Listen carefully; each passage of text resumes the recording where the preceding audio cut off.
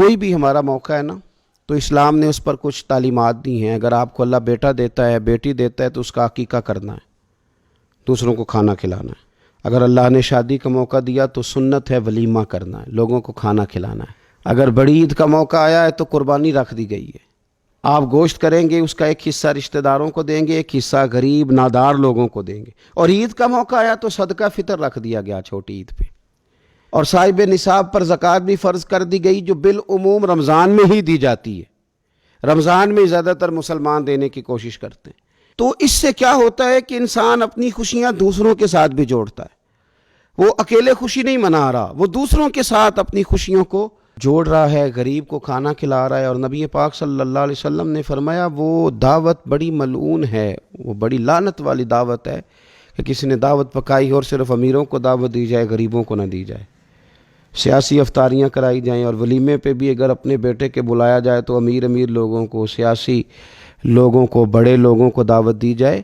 دعوت تو خیر والی وہ ہے جس میں چھوٹا بڑا امیر غریب سب شریک ہو. تو عید کے موقع پر بھی یہ ضروری تو نہیں کہ ہم 6 جوڑے ہی بنوائیں، 3 جوڑوں سے بھی گزارا ہو سکتا ہے. اس طرف بھی تھوڑی توجہ کر لیں کہ جس گھر کے اندر 1 جوڑا بھی خریدنا مشکل ہے، یہ کوئی ضروری تو نہیں کہ 10 جوڑے ہی خریدے جائیں، 2 پہ بھی گزارا ہو سکتا ہے. 3 جوتے لینے کی بجائے 1 سے بھی عید گزر جاتی ہے. لیکن تھوڑی سی توجہ اگر غرباء کی طرف بھی کر لی جائے، مساکین کی طرف. یہ کل پرسوں خبر آ رہی ہے کہ ہمارے پنجاب میں ایک ایسا شہر بھی ہے جس میں باپ نے صرف اس لیے اپنے بچے نہر میں پھینک دیے ہیں کہ انہوں نے عید کے لیے کپڑے مانگے تھے. اس قسم کی داستانیں جس قوم کے اندر موجود ہوں تو وہ قوم پھر کسی کا خیال ہی نہ کرے، وہ سارا مال اپنے اوپر ہی خرچ کرنا چاہے، اسے احساس ہی پیدا نہ ہو کہ کسی اور کو بھی ضرورت ہے. تو عید ہمیں موقع دیتی ہے. بزرگوں نے لکھا ہے کہ یہ جو عید پہ کہا گیا نا کہ ایک رستے جاؤ اور دوسرے رستے سے واپس آؤ، تو اس میں بھی شاید ایک حکمت ہمیں یہ بھی نظر آتی ہے کہ کئی دفعہ ایک گلی سے گزرے تو گزرتے وقت خیال آتا ہے کہ یار یہ گھر ایسا ہے، دیکھ کے پتہ چلتا ہے کہ جو غریب ہے مجھے تھوڑا ان کا خیال رکھنا چاہیے. پھر دوسری سائیڈ سے واپس آؤ، شاید تمہیں گھر بیٹھے یاد نہ آئے اور مکان دیکھ کے تمہیں سمجھ آ جائے کہ یہاں تو شاید روٹی بھی وقت پہ نہ پکتی ہو، اتنے غریب ہیں. تو اسلام نے ہر چیز میں حکمت رکھی، اور صرف عید کے موقع پہ نہیں، مستقل آپ غرباء کے، مساکین کے سرپرست بننے کی، معاون بننے کی کوشش کریں، رسمی طور پر نہیں. پچھلے سال نا عید گزری تو مجھے ایک دوست نے ایک پنجابی کا شعر بھیجا. اس نے کہا حضرت جی اس کو ذرا ضرور پڑھیں. تو شعر بڑا انوکھا تھا. وہ شعر کیا تھا؟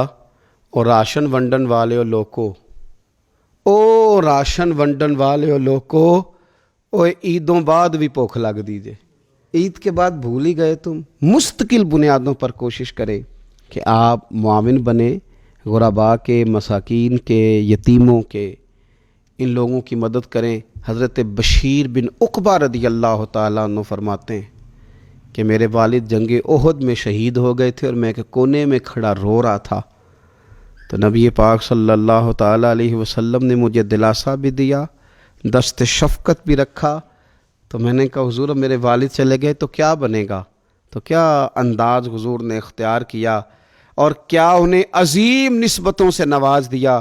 حضور فرمانے لگے اے بشیر بن عقبہ تو پسند نہیں کرتا کہ فاطمہ تیری بہن بن جائے، عائشہ تیری ماں بن جائے اور محمد تیرے والد بن جائیں صلی اللہ تعالیٰ علیہ وسلم.